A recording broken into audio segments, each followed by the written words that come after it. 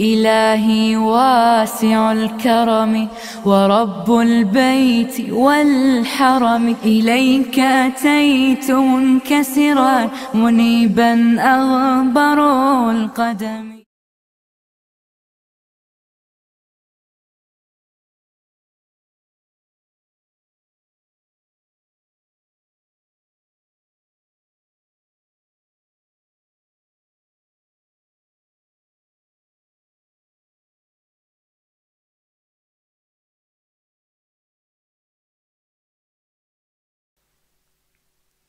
ہر قسم کی تعریف اللہ رب العالمین کے لیے ہے. ہم اسی کی تعریفیں بیان کرتے ہیں، اسی سے مدد طلب کرتے ہیں، اپنے گناہوں کی معافی بھی اسی سے مانگتے ہیں. ہم اپنے نفس کی برائی سے اس رب کی پناہ چاہتے ہیں. وہ پروردگار جس کو ہدایت دے اسے کوئی گمراہ نہیں کر سکتا، اور جس کو وہ گمراہ کرے پھر اسے کوئی ہدایت نہیں دے سکتا. میں اس بات کی گواہی دیتا ہوں کہ اللہ کے علاوہ کوئی معبود برحق نہیں، اور میں اس بات کی بھی گواہی دیتا ہوں کہ یقیناً محمد صلی اللہ علیہ وسلم اللہ کے بندے اور اس کے رسول ہے. بھائیوں، سب سے بہترین کلام اللہ رب العالمین کا کلام ہے، اور بہترین طریقہ نبی صلی اللہ علیہ وسلم کا طریقہ ہے. اللہ کے کلام یعنی قرآن مجید سے، نبی صلی اللہ علیہ وسلم کے طریقے یعنی احادیث نبویہ سے ہمارا دین اسلام مکمل ہو چکا ہے. اب دین اسلام میں ہر نئی بات، چاہے وہ اچھی ہو چاہے وہ بری ہو، وہ بدعت کہلائے گی. ہر بدعت گمراہی ہوگی، اور ہر گمراہی جہنم میں لے جانے والی ہوگی. اللہ رب العالمین نے فرمایا، اے اہل ایمان اللہ رب العالمین سے ڈرو جیسے اللہ رب العالمین سے ڈرنا چاہیے. اور جب تمہیں موت آئے تو اسلام کی حالت میں تمہیں موت آئے.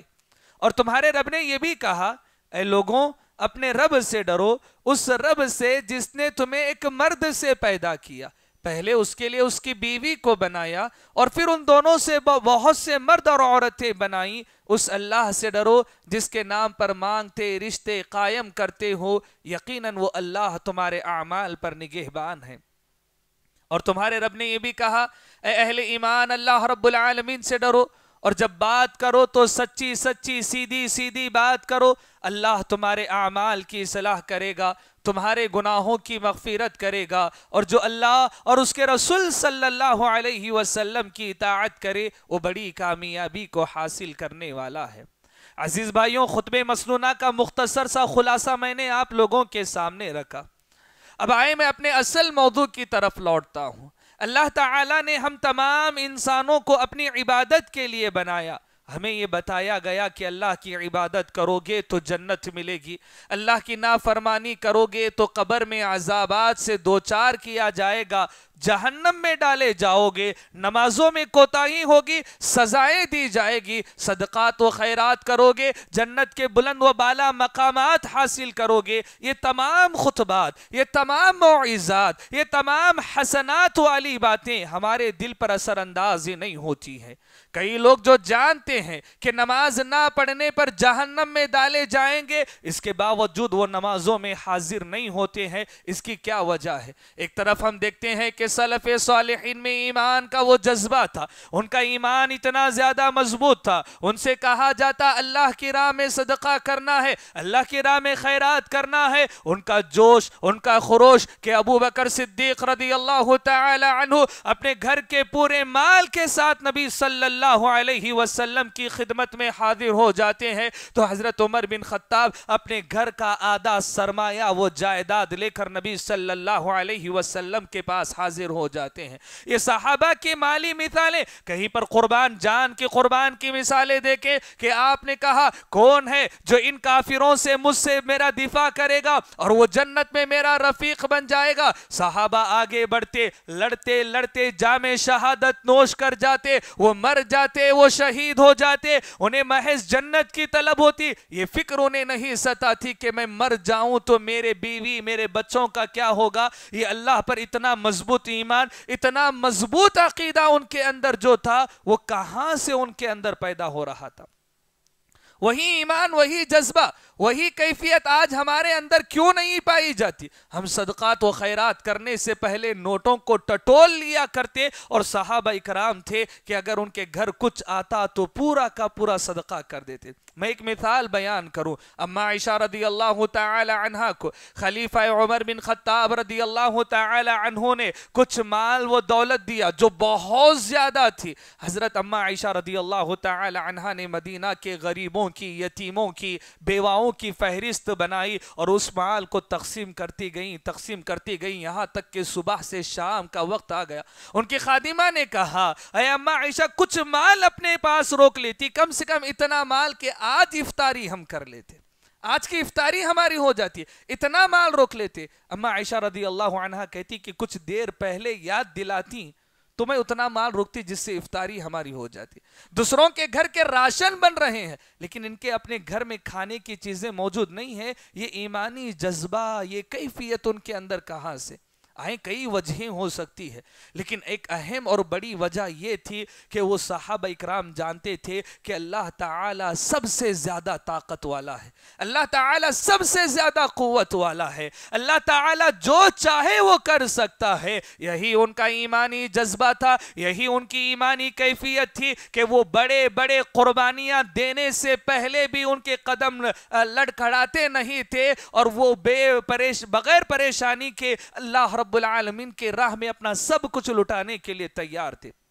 اب آئیں، اللہ تعالیٰ کی طاقت، اللہ تعالیٰ کی قوت یہ معلوم کرنا بھی کیسا ہے؟ کیا ہم اس کو معلوم کر سکتے ہیں؟ پہلی بات تو یہ واضح کر دوں کہ ہم میں سے کسی انسان کی سوچ میں، سمجھ میں یا دماغ میں اتنی طاقت نہیں ہے کہ وہ اللہ رب العالمین کی طاقت و قوت کا اندازہ لگا سکے۔ ہم نہیں لگا سکتے، ہمارے دماغوں میں وہ طاقت نہیں ہے کہ اس کی عظمت و جلال کو سمجھ سکے، لیکن ہاں اس کی طاقت کے اندازے لگانا بھی تو غلط نہیں ہے تاکہ ہمارا ایمان بڑھ جائے۔ اس کی مثال ایسی ہی ہے جیسے حضرت ابراہیم علیہ السلام نے کہا، ربی ارینی کیف تحیی الموتى، اے میرے رب ذوالجلال میں یہ دیکھنا چاہتا ہوں کہ تم مردوں کو کیسے زندہ کرتا ہے۔ اللہ تعالیٰ نے پوچھا، اولم تؤمن، اے ابراہیم کا ایمان نہیں، یقین نہیں کہ ہم مردوں کو زندہ کر سکتے ہیں؟ کہنے لگے بلا ولکن لیطمئن قلبی، کیوں نہیں اے میرے رب، تجھ پر ایمان ہے، یقین ہے کہ تو مردوں کو زندہ کر سکتا ہے،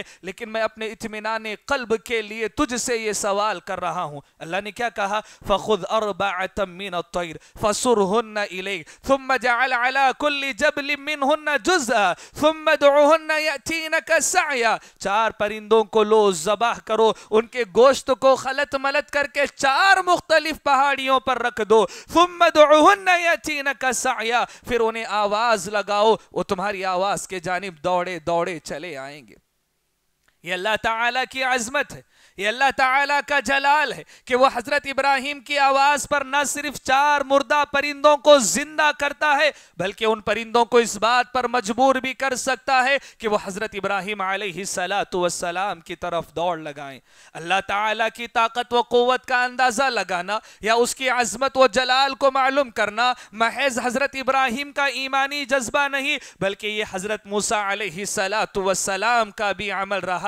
کہا، اے اللہ تعالیٰ میں تجھے دیکھنا چاہتا ہوں، ربی ارینی ان انظر الیک، کہا لن ترانی، اے موسیٰ یہ دنیا کی آنکھوں میں وہ طاقت نہیں، وہ قوت نہیں کہ اللہ کی عظمت کو دیکھ سکو، وہ اللہ تعالیٰ کا دیدار کر سکے، ولیکن انظر الی الجبل فإن استقر مکانہ فسوف ترانی، لیکن ہاں اے موسیٰ وہ سامنے جو پہاڑی ہے اس پر دیکھنا، فلما تجلی رب للجبل جعلہ دکا، وہ پہاڑی کو تو دیکھنا، تجلی ظاہر کروں گا، اگر وہ پہاڑ برداشت کر سکا تو دیکھو جیسے اللہ تعالیٰ نے تجلی ظاہر کی کیا ہوا؟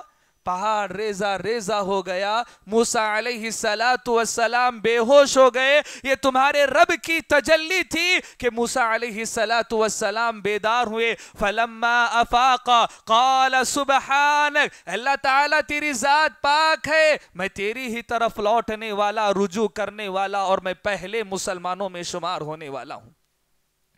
اللہ تعالیٰ کی عظمت و جلال، اللہ تعالیٰ کی عظمت و جلال کو معلوم کرنے کے لیے کچھ ایک مثالیں میں آپ لوگوں کے سامنے رکھوں گا، آپ توجہ سے سماعت کریں۔ سب سے پہلا یہ کہ دنیا کی سب سے طاقتور مخلوق اللہ رب العالمین کے فرشتے ہیں۔ اس سے بھی بڑھ کر یہ کہ یہ طاقتور مخلوق ہے، اس کا اندازہ لگائیں کہ اللہ تعالیٰ نے ان کو اتنی طاقت و قوت عطا فرمائی۔ جہنم بہت گہری ہے، بہت طول اور وسیع ہے جہنم، کہ ایک پتھر اس میں پھینکو تو صدیاں لگتی ہے وہ جہنم کے تہ تک پہنچے۔ اتنی بڑی جہنم میں جہاں پر اربوں کھربوں لوگوں کو ڈالا جائے گا، اللہ تعالیٰ نے کتنے نگران اس جہنم پر مقرر کیے؟ علیہا 19 19 فرشتوں کو رب العالمین نے نگران مقرر کیا۔ یہ فرشتوں کی طاقت و قوت ہے کہ تعداد میں اتنے کم ہونے کے باوجود اتنی بڑی جہنم کی وہ نگرانی کر رہے ہیں۔ یہ طاقت و قوت ہے۔ اللہ تعالیٰ کا عرش کتنے فرشتے اٹھائے ہوئے ہیں؟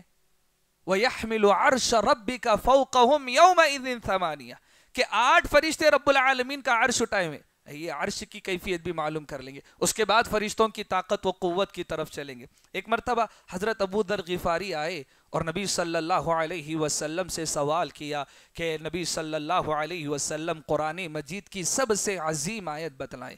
کہا کہ آیت الکرسی ہے قرآن مجید کی سب سے عظیم اور بہترین آیت۔ بولا اے ابو ذر کیا معلوم ہے کہ کرسی کے سامنے کائنات کی حقیقت کیا ہے؟ کرسی کیا ہے؟ اللہ تعالیٰ کے قدم رکھنے کی جگہ کو کرسی کہا جاتا ہے۔ کرسی کے سامنے کائنات کی حقیقت کیا ہے؟ بولا کہ مان لو ایک بڑا ریگستان ہے، بہت بڑا ریگستان ہے، چٹھیل میدان ہے، اس بڑے میدان میں ایک چھوٹا رنگ کا حلقہ پھینک دو تو بڑے میدان میں اس چھوٹے رنگ کی کیا حیثیت ہوتی ہے؟ یہ آسمان، یہ ستارے، یہ زمین، یہ تمام کی تمام چیزیں اللہ کی کرسی کے سامنے اتنی معمولی حقیقت رکھتے ہیں۔ پھر پوچھا عرش کے سامنے کرسی کی حیثیت کیا ہے؟ وہی بڑا چٹیل میدان، چھوٹا رنگ کا حلقہ، بڑے میدان میں چھوٹے رنگ کی کیا حیثیت ہوتی ہے؟ اللہ کے عرش کے سامنے کرسی کی حیثیت وہی ہے۔ اتنی بڑی مخلوق ہے یہ عرش، اللہ کی سب سے بڑی مخلوق ہے، اور اتنے بڑے عرش کو اٹھانے والے محض 8 فرشتے رب العالمین نے مقرر کیے۔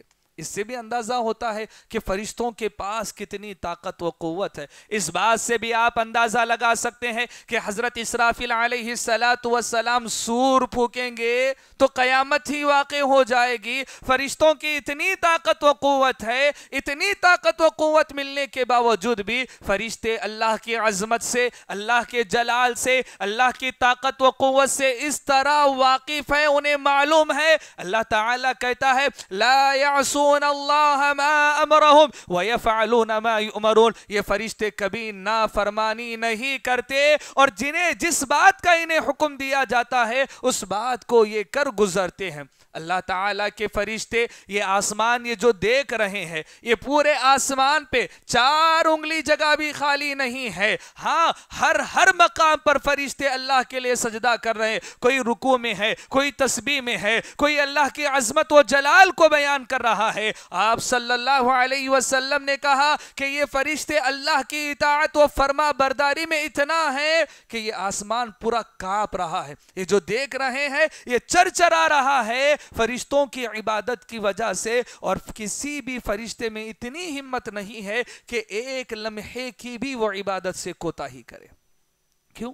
ان فرشتوں کو معلوم ہے اللہ کی عظمت و جلال کیا ہے، اللہ کی طاقت و قوت کیا ہے۔ یہ تو عام فرشتوں کی بات ہوئی۔ فرشتوں کے سردار حضرت جبرائیل علیہ السلام کا واقعہ میں آپ کو سناؤں۔ نبی صلی اللہ علیہ وسلم معراج پہنچے ہوئے ہیں، اس مقام پر پہنچے جس کا ذکر اللہ تعالیٰ نے قرآن مجید میں کیا، سدرۃ المنتہی، عند سدرۃ المنتہی، اور جب اس مقام پر پہنچے جسے ملأ اعلیٰ بھی کہا جاتا ہے، آپ نے دیکھا کہ حضرت جبرائیل اللہ رب العالمین کے ڈر سے اتنا کانپ رہے ہیں کہ مان لو ان کی حالت اللہ کے ڈر سے، خوف سے ایسی ہو چکی ہے کہ کوئی پرانا بوسیدہ کپڑا ہے پھاڑو پھٹ جائے گا۔ ایسی حالت ہو چکی ہے۔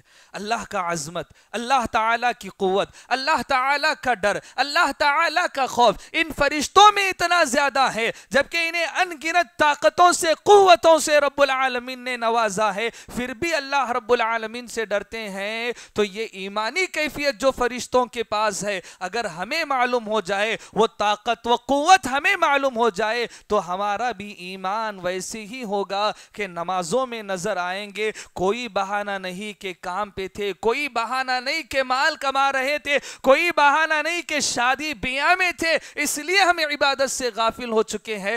حقیقی معنوں میں اللہ کی عظمت و جلال معلوم ہو جائے تو انسان گناہ، معمولی گناہ کو کرنے سے پہلے بھی تھر تھر کانپنے لگ جائے گا۔ یہ اللہ کی عظمت و جلال ہے۔ اللہ کی عظمت و جلال کو آسمان سے نکل کر زمین پر تلاش کرتے ہیں کچھ ایک مثالوں کے ذریعے۔ اس زمین پر بھی اللہ تعالیٰ نے ایک مخلوق کو پیدا کیا جسے ہم جنات کہتے ہیں، انہیں بھی بڑی طاقت و قوت سے نوازا گیا۔ جسمانی طاقت و قوت میں ہم انسانوں سے بہت زیادہ ہے، اتنے زیادہ ہے کہ حضرت سلیمان علیہ السلام نے کہا کون ہے جو ملکہ بلقیس کا تخت لا کر میرے سامنے رکھ دیں؟ تو ایک جن، قوی ہیکل جن کھڑا ہوتا ہے اور کہتا ہے ان تقوم من مقامک، کہ آپ یہاں سے اٹھ جائیں، اس سے پہلے میں وہ تخت لا کر آپ کے سامنے حاضر کر دوں گا۔ اتنی طاقت و قوت، کتنی طاقت ہے ان کے پاس۔ یہ نبی صلی اللہ علیہ وسلم کے پیدا ہونے سے پہلے ایک دوسرے کے اوپر بیٹھ کر آسمان تک سیڑھیاں بنا لیتے، اتنی طاقت ہے۔ ابھی انسان نہیں پہنچا اتنا، یہ آسمان تک سیڑھیاں بنا لیتے۔ جب نبی صلی اللہ علیہ وسلم کی پیدائش کا وقت آیا، یہ آسمان سے باتیں چوری کیا کرتے تھے۔ اب ایک بڑی امانت کو اللہ تعالیٰ پیدا کر رہا تھا نبی صلی اللہ علیہ وسلم کو، تو اللہ تعالیٰ نے آسمان میں پہرا مقرر کر دیا اور فرشتوں سے کہا کہ اب کوئی جن یا شیطان آسمان کے قریب آئے تمہاری باتیں سننے کے لیے، ستاروں کے ذریعے مار بھگانا۔ اب کوئی ستارہ ٹوٹتا ہوا دیکھو تو وہ تمہاری قسمت مانگنے کے لیے نہیں، دعائیں کرنے کے لیے نہیں، کسی شیطان کو مار بھگایا جا رہا ہے آسمان کے قریب آنے سے۔ اللہ تعالیٰ نے قرآن مجید میں کیا کہا؟ وَلَقَدْ زَيَّنَّا السَّمَاءَ الدُّنْيَا بِمَصَابِيحَ وَجَعَلْنَاهَا رُجُومًا لِلشَّيَاطِينِ، کہ ہم نے ستاروں کو آسمان کی خوبصورتی اور شیاطین کو مار بھگانے کے لیے بنایا ہے۔ لہذا اب جنات پریشان ہیں کہ ہزاروں سالوں سے آسمان پر آنا ہمارا بند نہیں تھا، اب کیوں بند ہے؟ پورے جنات مل جاتے ہیں، میٹنگ کرتے ہیں کہ ہم اس کی وجہ زمین پر تلاش کریں گے۔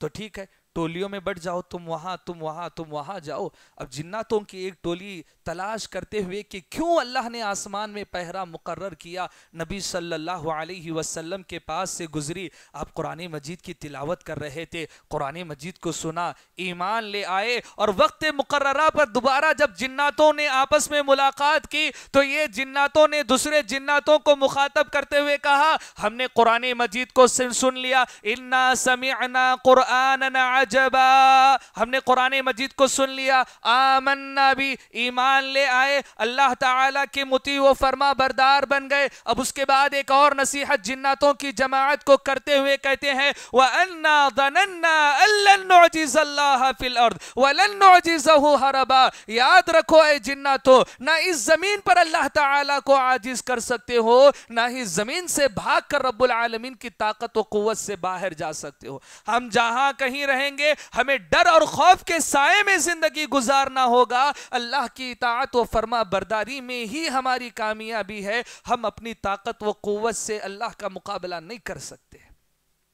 اتنی طاقت و قوت ملی، پھر بھی کہتے ہیں کہ بھلائی اور خیر اسی میں ہے کہ اب اللہ تعالیٰ کی اطاعت اور فرما برداری میں لگ جائے۔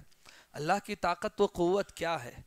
یہ کہ ایک مرتبہ ایک یہودی عالم نبی صلی اللہ علیہ وسلم کے پاس آیا اور کہنے لگا کہ ہم اپنی کتابوں میں پڑھتے ہیں، قول اس طرح تھا کہ اللہ تعالیٰ قیامت کے دن ایک انگلی پر تمام زمینوں کو، ایک انگلی پر تمام آسمانوں کو، ایک انگلی پر تمام مخلوقات کو، ایک انگلی پر تمام خشک چیزوں کو اور ایک انگلی پر تمام تر چیزوں کو، یا یہ کہا کہ تمام درختوں کو رکھے گا اور کہے گا آج کا بادشاہ میں ہوں۔ نبی صلی اللہ علیہ وسلم نے جب یہودی عالم سے اس بات کو سنا، آپ مسکرانے لگ گئے اور آپ نے قرآن مجید کی آیت تلاوت کی، وہی جو میں نے خطبہ مسنونہ کارونا میں پڑھی تھی وما قدر اللہ حق قدری، جیسی قدر جیسی تعظیم ہمیں اللہ تعالیٰ کی کرنی تھی ہم نے نہیں کی، ویسی تعظیم ہم نے ویسا احترام نہیں کیا۔ کل قیامت کے دن اللہ تعالیٰ اس آسمان کو جو اتنا دور ہونے کے باوجود ایک نظر میں ہم اسے دیکھ نہیں پاتے، اللہ تعالیٰ اس پورے آسمان کو اپنے داہنے ہاتھ میں لپیٹ لے گا اور زمین کو مٹی میں بند کر لے گا اور کہے گا آج کا بادشاہ میں ہوں۔ یہ تمہارے رب کی عظمت ہے، یہ تمہارے رب کا جلال ہے۔ آئیں ان مثالوں کے ذریعے نکل کر ہم کچھ اور مثالیں بھی دیکھیں گے جس کے ذریعے ہم اللہ تعالیٰ کی طاقت و قوت کا بخوبی اندازہ لگا سکتے ہیں۔ قرآن مجید کی تلاوت کیا کریں، قرآن مجید کو زیادہ سے زیادہ پڑھا کریں۔ آج ہمارے تنزلی کی ایک بڑی وجہ یہ ہے کہ ہم نے قرآن مجید کو چھوڑ دیا ہے، ہم نے قرآن مجید کو پڑھنا بھلا دیا ہے۔ میں تو یہ کہتا ہوں کہ قرآن مجید سے ہمارا رشتہ اتنا مضبوط ہونا چاہیے جس طرح ہمارے بچے اسکولز جا کر انگریزی، تیلگو یا کوئی اور زبان سیکھ رہے ہیں، ایک سبجیکٹ ہماری مساجد سے بننا چاہیے کہ عربی زبان سکھائیں۔ 5 سالہ مکتب، 6 سالہ مکتب، بچے کو قرآن مجید کی تلاوت کے ساتھ ساتھ کم از کم اتنی عربی زبان سکھائی جائے کہ قرآن مجید پڑھا جا رہا ہو اس کے ترجمے سے وہ واقف ہو، اس کے معانی سے وہ واقف ہو۔ آئیں اگر معانی سے واقف ہوتے ہیں،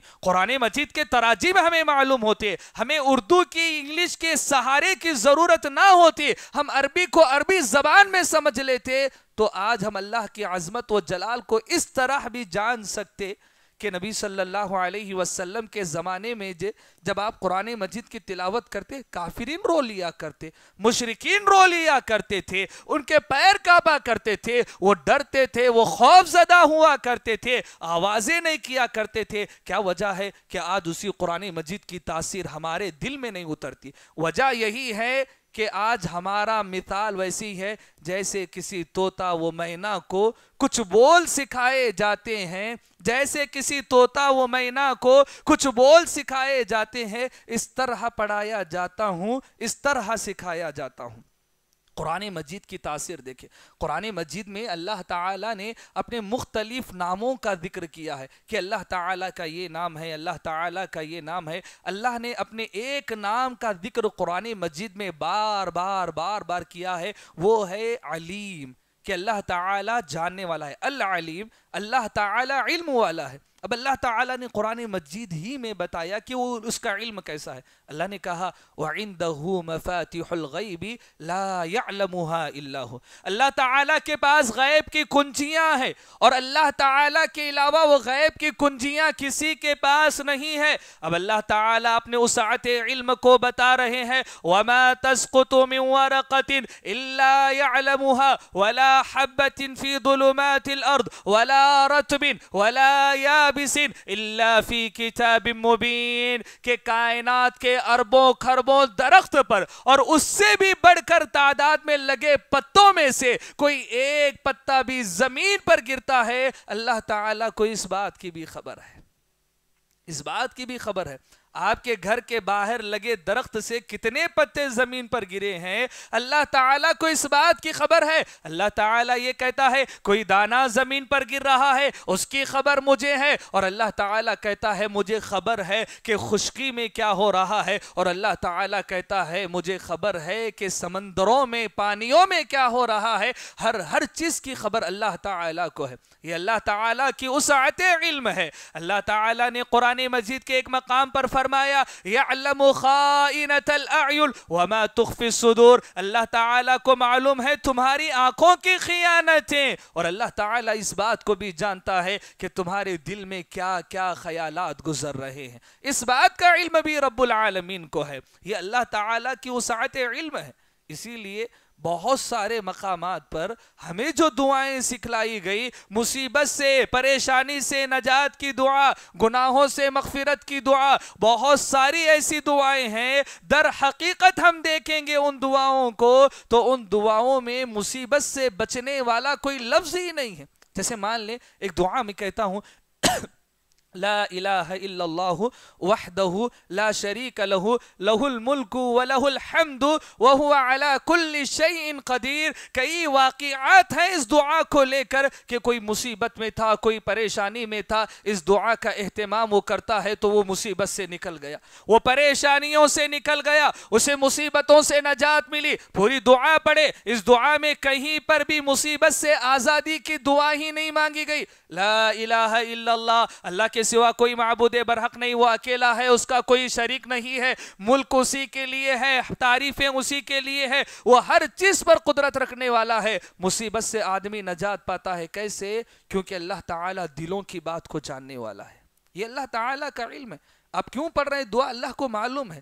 اب کیوں ذکر کر رہے ہیں؟ اللہ کو معلوم ہے۔ اور اگر بھی کبھار آپ پکارتے بھی نہیں ہیں تب بھی اللہ تعالیٰ آپ کو سن لیتا ہے۔ ایک عالم، قرآن مجید کی بے شمار مثالیں ہیں، ایک اور مثال میں آپ لوگوں کے سامنے رکھتا ہوں۔ اللہ تعالیٰ قدیر ہے، قرآن مجید میں کتنے مقامات پر قدیر قدیر القدیر، اللہ تعالیٰ القدیر ہے۔ اللہ تعالیٰ کی قدرت کیا ہے؟ اللہ کی طاقت و قوت کیا ہے؟ اس نے آدم علیہ السلام کو بغیر ماں باپ کی پیدا کر دیا، حوا کو بغیر ماں کے پیدا کیا، عیسیٰ علیہ السلام کو بغیر باپ کے پیدا کیا، اور پھر صالح علیہ السلام کی اونٹنی کو پتھر سے رب العالمین نے نکالا، اور اللہ تعالیٰ نے اپنی قدرت کاملہ کا اظہار کر دیا کہ اس کو کچھ کرنا ہو، اذا قضا امرا فانما یقول له کن فیکون، وہ کوئی فیصلہ کرتا ہے، وہ کہتا ہے کن تو کیا ہوتا ہے؟ فیکون ہو جاتا ہے۔ یہ اللہ تعالیٰ کی طاقت ہے، وہ تمہیں مصیبتوں سے نکالے گا، پریشانیوں سے نکالے گا۔ اللہ کی قدرت کو اگر سمجھنا چاہتے ہیں، نماز کے بعد کے ذکر میں کیا ہے؟ اللہم لا مانع لما اعطیت ولا معطی لما منعت ولا ينفع ذا الجد منک الجد۔ جاؤ ترجمہ پڑھو، بار بار اس کا ترجمہ پڑھو تاکہ سمجھ آئے کہ اللہ تعالیٰ کی طاقت و قوت کیا ہے۔ آئے میں ایک اور مثال کے ذریعے اپنی بات کو ختم کرتا ہوں، وقت بہت کم رہ گیا۔ اللہ تعالیٰ کی ایک صفت ہے سمیع، سننے والا ہے۔ کس کی سنتا ہے اللہ تعالیٰ؟ السمیع۔ صرف مومنوں کی سنتا ہے؟ نہیں، وہ گنہگاروں کی بھی سنتا ہے۔ وہ دل میں پکارو تب بھی سنتا ہے، وہ بآواز بلند پکارو تب بھی سنتا ہے، عربی میں پکارو تب بھی سنتا ہے، تیلگو میں پکارو تب بھی سنتا ہے، یا جاپانی زبان میں اسے پکارو وہ سنتا ہے، وہ سمجھتا ہے، وہ آپ کی ضرورت کو بھی پورا کرتا ہے۔ اللہ تعالیٰ کی قوت سماعت تو دیکھیں، ایک مرتبہ نبی صلی اللہ علیہ وسلم کے دربار میں غالباً خولہ رضی اللہ تعالی عنہا آئی، اپنے شوہر کے معاملے کو لے کر وہ نبی صلی اللہ علیہ وسلم سے بحث کر رہی ہے کہ میرے شوہر نے میرے ساتھ زہار کر لیا ہے۔ آپ نے کہا زہار کے مسئلے میں مجھے کچھ نہیں معلوم ہے، اللہ نے احکامات نازل نہیں کیے۔ اما عائشہ رضی اللہ تعالی عنہا کہتی ہے وہ وہاں بیٹھے ہیں، وہ خولہ رضی اللہ تعالی عنہ، میرے سرتاج میرے شوہر نبی صلی اللہ علیہ وسلم بیٹھے ہیں، وہ باتیں کر رہے ہیں، ان کے خسر پھسر کی آواز آ رہی ہے، لیکن باتیں کیا ہو رہی ہے سمجھ نہیں آ رہا ہے۔ اللہ تعالیٰ کہتا ہے قد سمع اللہ قول التي تجادلك في زوجها وتشتكي الى اللہ۔ اما عائشہ قریب بیٹھ کر سن نہ سکی، اللہ تعالیٰ نے کہا، اللہ نے اس عورت کی آواز کو سن لیا جو اپنے شوہر کے مسئلے کو لا کر تم سے بحث کر رہی ہے، اور اس کی ضرورت پر اللہ نے قرآن مجید کی آیتیں بھی نازل فرمائیں۔ یہ اللہ تعالیٰ کی قوت سماعت ہے۔